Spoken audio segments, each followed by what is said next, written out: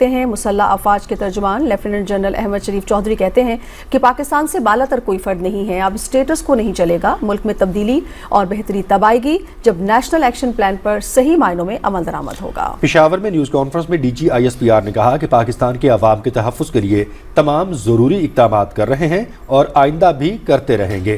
Afghanistan non state actors کی آماجگاہ بن چکا ہے، انسداد دہشت گردی کی جنگ ہماری بقا کی جنگ ہے۔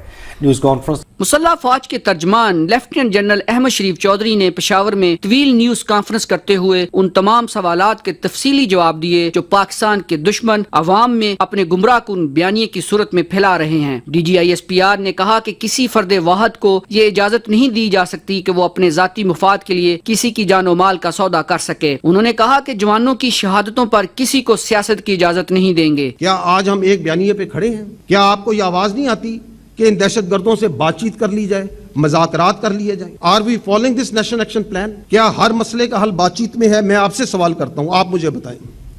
اگر ہر مسئلے کا حل بات چیت میں ہے تو جب 6-7 مئی کو ہندوستان نے پاکستان پہ میزائل مارے، معصوم بچوں اور خواتین اور مدرسوں اور مساجد کو شہید کیا، تو آپ نے اس ملک کے عوام نے یہ کیوں نہیں کہا کہ اگلے دن بات چیت کر لیتے ہیں؟ ایک سوال پر لیفٹیننٹ جنرل احمد شریف چودھری نے کہا کہ نیشنل ایکشن پلان کے متفقہ 14 نکات پر اس لیے عمل درآمد نہیں کیا جا رہا کیونکہ کچھ لوگوں نے اپنے سیاسی مفاد کے لیے مجرموں کے ساتھ گٹھ جوڑ کر رکھا ہے۔ سب سے اہم بات یہ ہے کہ وہ کون سے عوامل ہیں، ان عوامل کو جاننا ضروری ہے جن کی وجہ سے دہشت گردی موجود ہے۔ یہ 5 نکات میں آپ کے سامنے پیش کرتا ہوں۔ نیشنل ایکشن پلان کے نکات پر کلن عمل کرنا نہیں۔ دوسری وجہ، دہشت گردی کے معاملے پر سیاست کرنا اور قوم کو اس سیاست میں الجھانا۔ تیسری وجہ، بھارت کا افغانستان کو پاکستان کے خلاف دہشت گردی کے لیے بیس آف آپریشنز کے طور پر استعمال کرنا۔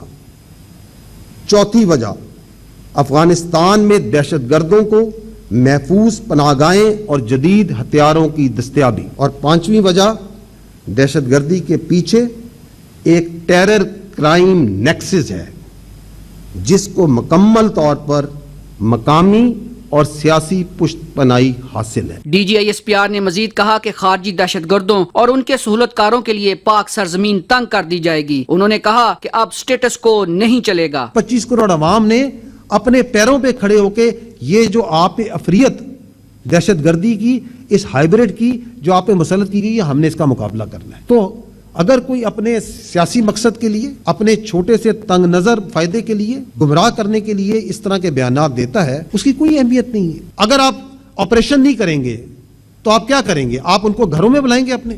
ایک سوال پر ترجمان پاک فوج نے کہا کہ افغانستان سے انتہائی جائز مطالبہ ہے کہ وہ اپنی سرزمین دہشت گردی کے لیے استعمال نہ کرنے دے۔ انہوں نے کہا کہ افغانستان نان اسٹیٹ ایکٹرز کی آماجگاہ بن چکا ہے۔ ہم افغان حکومت سے صرف ایک بات کرتے ہیں کہ آپ برائے مہربانی آپ اپنی سرزمین کو پاکستان کے خلاف دہشت گردی کے لیے استعمال نہ ہونے دیں۔ And we put the evidence کہ یہ آپ کے پاس وہاں پہ لیڈرز ہیں، یہ ان کے خارجیوں کے سہولت کار ہیں جو موجود ہیں، یہ آپ کے مراکز ہیں جو وہاں موجود ہیں۔ تو yes we engage, but at the same time Pakistan کے عوام کی جان و مال کی حفاظت، پاکستان کی ٹیریٹریل انٹیگریٹی کے لیے